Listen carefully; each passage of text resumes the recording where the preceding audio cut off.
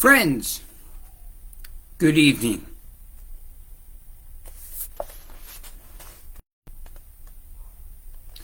Good evening. This is the last chapter of Jake and the Hobo, My Summer of Love, on page 212. This has been an extraordinary journey.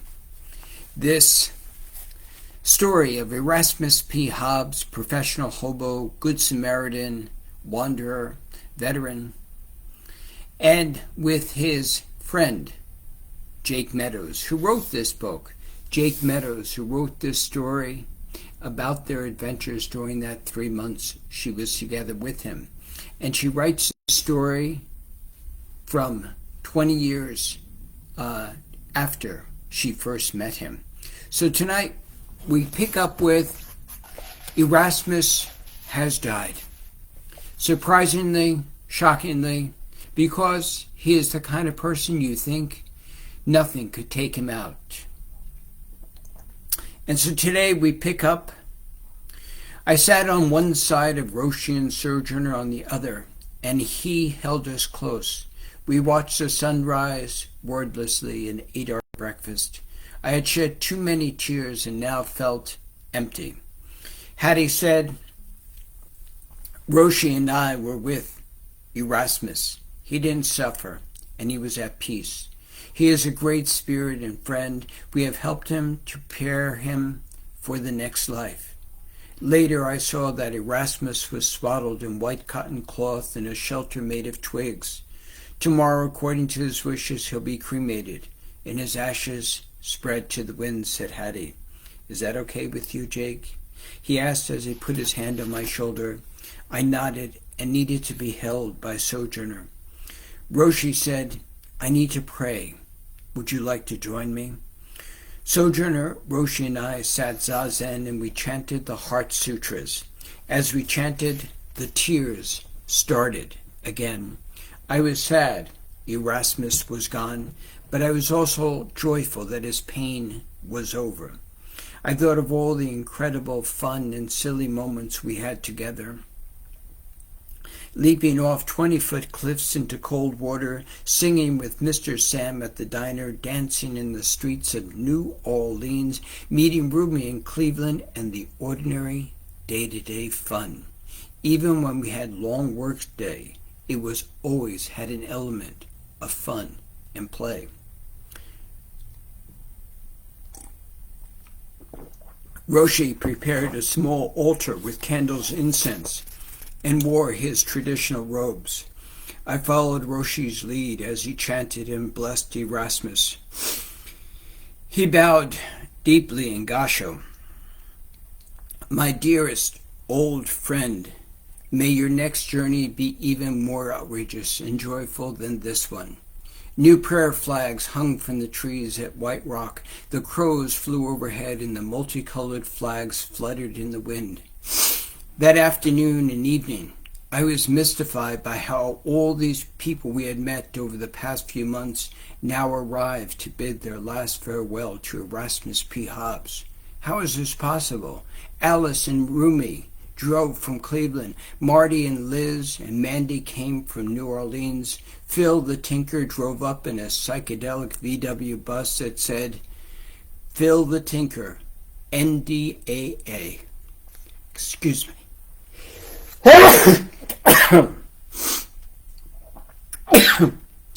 And dozens of his other friends appeared for the gathering.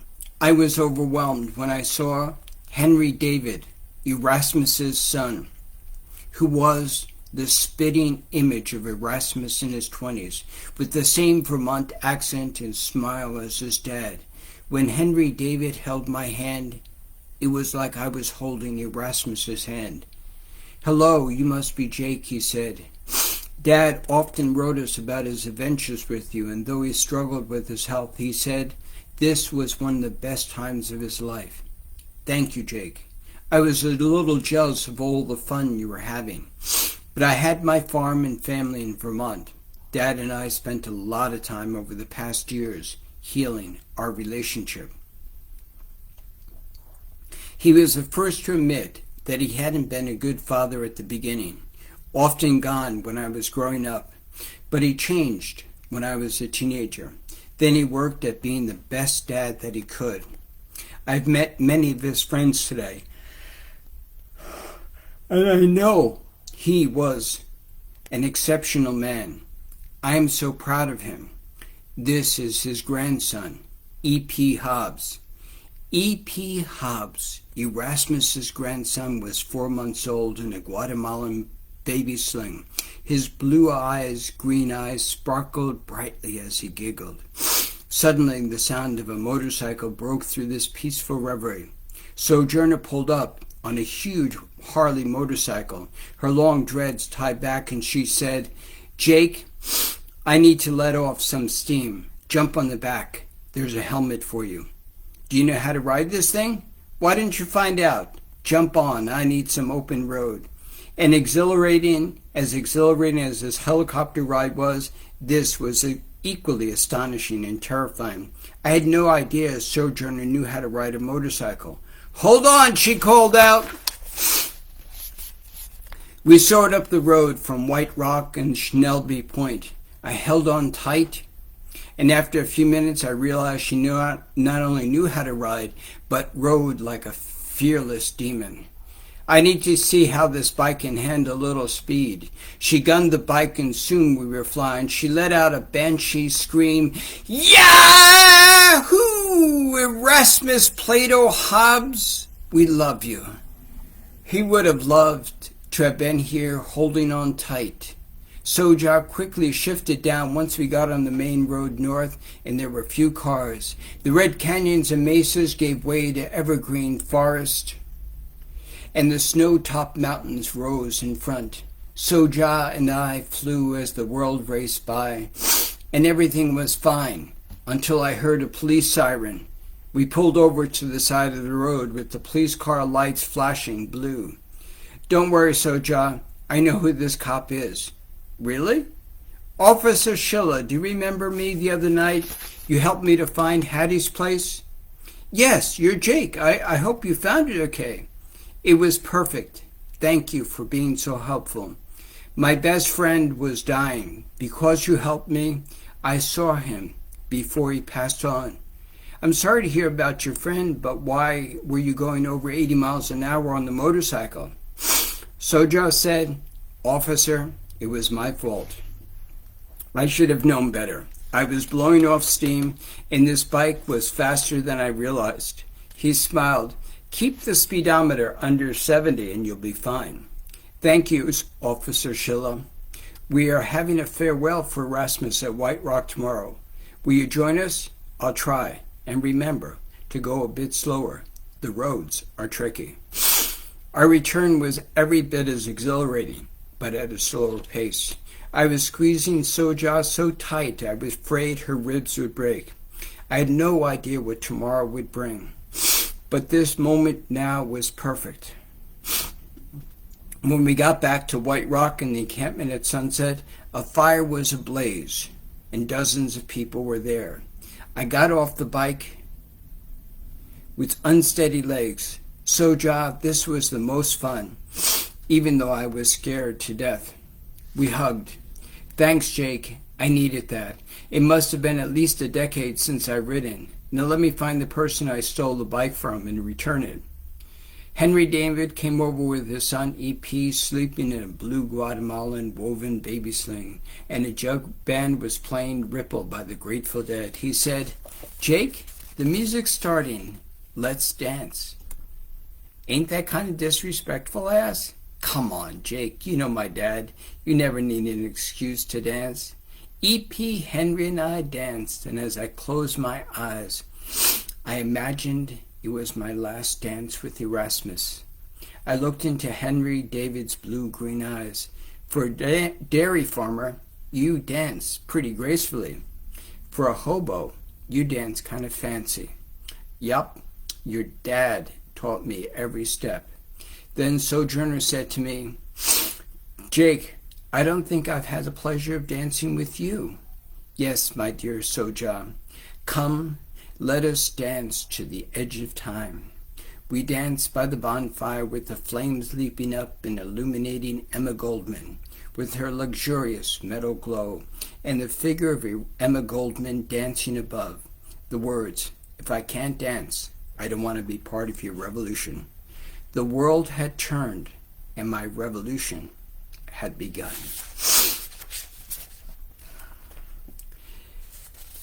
And the epilogue. The end is the beginning. And Jake says, "It's been 20 years since I last saw Erasmus P. Hobbes, and though I don't perseverate on his memory, I do cherish every moment I spent with him, even the times which are difficult, but time and memory have a way of coloring the past." I finished my memoir of my summer of love here in Venice, Italy. When I asked him what his favorite place was, he told me, "In Venice. As you sit on the steps just down from Plaza San Marco overlooking the Grand Canal at sunset, it is the most exquisite place. At sunset, at the door of one of the ancient churches, there is the enchanted music of Vivaldi. Though you may hear the music 1,000 times, it's never the same unless it's here, right on the Grand Canal." The road since Sedona and my last moments with him have been extraordinary. I finished my GED and went to college, something few people in Black Mountain did. I met an exceptional man and had a family, and I always have the memory of my summer of love. Sometimes I think I can still smell Erasmus's sandalwood fragrance and the cedar fragrance of Emma Goldman. I can still feel the rush when I first jumped off a cliff and dived into a freezing pond. There is a time in life that is so extraordinary you remember every second of it. This was a time I had with Erasmus, Socrates, and the people we met along the way in our journey of love. Emma is now in retirement in our barn, not far from Sojourner Roshi's home near Dignity Village. Today in Venice, I found 3 people at random by the church at sunset, just like Erasmus would do. His genius was his love of people, and his love was his genius. I opened a bottle of Prosecco. As the first lines of the Vivaldi concerto were beginning, I sat on the steps of the church and raised a glass of bubbly to my beautiful hobo. Here's to you, Erasmus P. Hobbes, our beautiful hobo, and to all the wandering hobos, gitanos, vagabonds, and gypsies of the soul. We celebrate your glorious journey of love and discovery.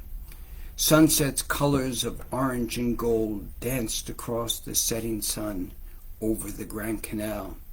Erasmus, thank you for my summer of love that has endured throughout my life.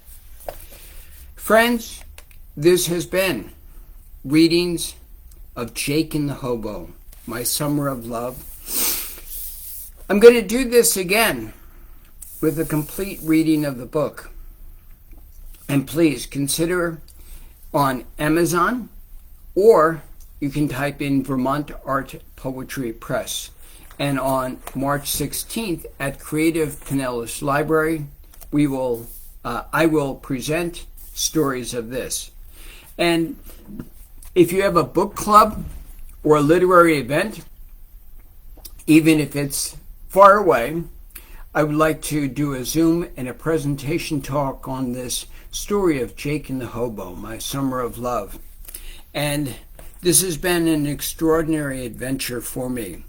You know, the idea of taking an initial concept, shaping, forging it, creating it. And the thing is, it's a work that I'm proud of. It's a work that I created with so many different people. Of course, my inspiration from Zoe, from Hannah, from the other people who were involved, Nuki and the others.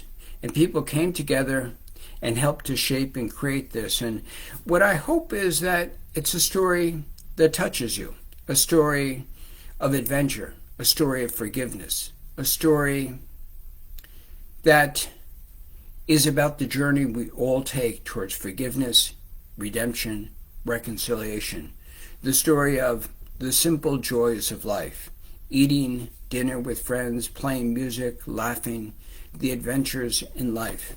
So friends, what I like to do is, if you're interested, I'm going to begin by reading Stories of Celebrate Life, a book that I've written before Jake and the Hobo, and then I'm going to follow that with God, Sex, and Politics. So these are some of the stories, and also the new CD and the book that I'm working on is called Jazz Crew Bop, Stories of Jazz. So please consider these books, Celebrate Life, Jake and the Hobo, and God, Sex, Politics, to name a few. And so friends, definitely I enjoyed this, and if you also enjoy this, please share this with your friends. Let them know about the book, Jake and the Hobo, My Summer of Love. Thank you so much, and I look forward to reading again tomorrow from Celebrate Life. Viva la Vida. Thank you. Namaya out.